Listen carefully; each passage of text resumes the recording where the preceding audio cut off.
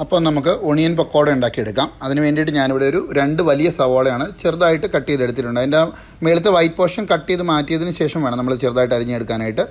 ഇനി ആദ്യമായിട്ട് ഇതിനകത്തേക്ക് നമ്മൾ കുറച്ച് ഉപ്പ് ചേർത്ത് കൊടുത്തിട്ട് നന്നായിട്ടിത് മിക്സ് ചെയ്തെടുക്കണം. അത് നന്നായിട്ടത് മിക്സ് ചെയ്യുമ്പോഴത്തേക്കും സവാള എല്ലാം സെപ്പറേറ്റ് ആയിട്ട് വരും.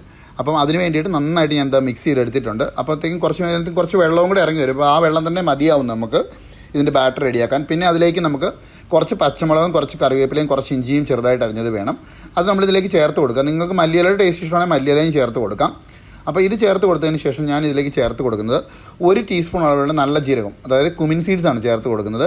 പിന്നെ ഞാൻ ചേർത്ത് കൊടുക്കുന്നത് നിങ്ങളുടെ കയ്യിൽ അയമോദകം ഉണ്ടെങ്കിൽ ഫുള്ളായിട്ടുള്ളത് ചേർത്ത് കൊടുക്കാം. എൻ്റെ കയ്യിൽ അയമോദകം ഉണ്ടായിരുന്നില്ല. അയമോദകത്തിൻ്റെ പൊടിയാണ് ഞാൻ ഒരു 1/4 ടീസ്പൂൺ ചേർത്ത് കൊടുക്കുന്നത്.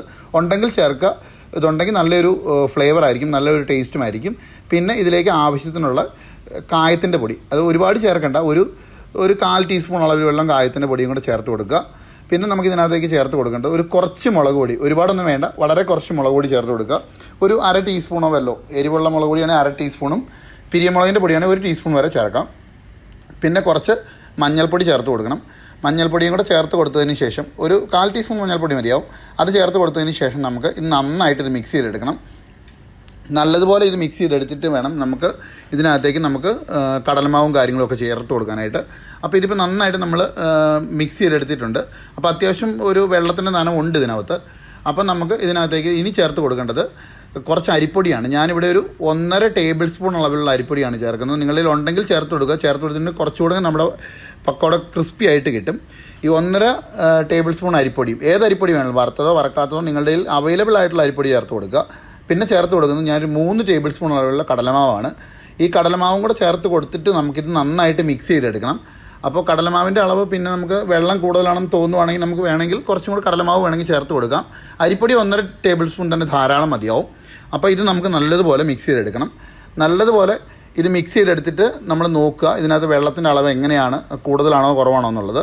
അപ്പം ഞാൻ ഇതിപ്പം മിക്സ് ചെയ്തെടുത്തപ്പോൾ കുറച്ച് ടൈറ്റ് ആയിരുന്നു. അതുകൊണ്ട് 1 ടേബിൾ സ്പൂൺ അളവിലുള്ള പച്ചവെള്ളം, സാധാരണ നോർമൽ വാട്ടർ ചേർത്ത് കൊടുത്ത് നന്നായിട്ട് മിക്സ് ചെയ്ത് കൊടുക്കുന്നുണ്ട്.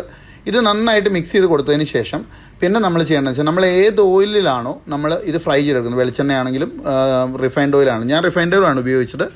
അത് കൂട്ട് 1 ടേബിൾ സ്പൂൺ ഓയിൽ നമ്മൾ ജസ്റ്റ് ഒന്ന് ചൂടാക്കിയിട്ട് ചേർത്ത് കൊടുക്കുക. ചേർത്ത് കൊടുത്തിട്ട് നല്ലപോലെ മിക്സ് ചെയ്തെടുക്കുക.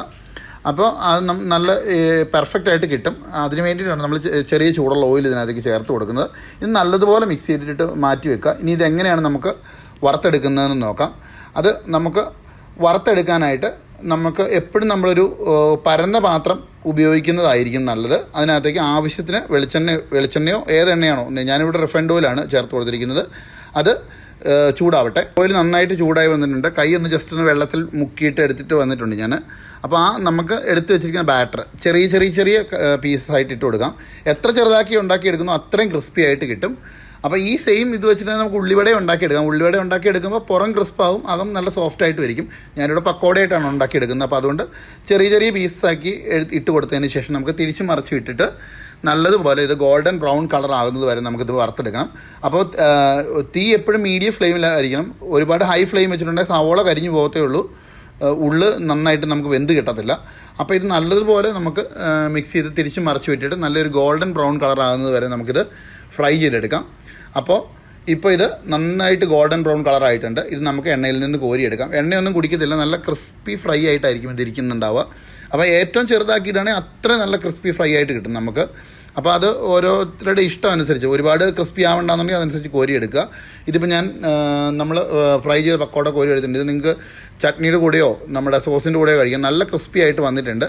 അപ്പോൾ എല്ലാവർക്കും ഈ വീഡിയോ ഇഷ്ടപ്പെട്ടെന്ന് കരുതുന്നു. വീണ്ടും നല്ലൊരു വീഡിയോ ആയിട്ട് നാളെ കാണാം. അതുവരെ എല്ലാവർക്കും നന്ദി, നമസ്കാരം, താങ്ക് യു.